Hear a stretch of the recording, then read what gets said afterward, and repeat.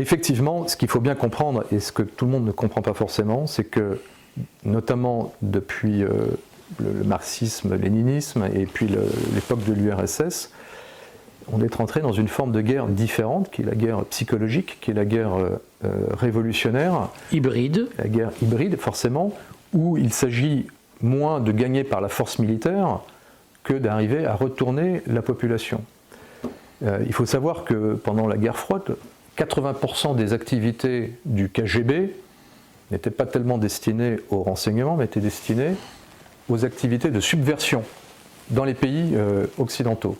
Et donc le but, c'était bien de travailler l'opinion, de la retourner, et puis le jour J, on donne le petit coup de pouce militaire qui va bien s'il y a besoin pour faire tomber et mettre en place le gouvernement qu'on va bien.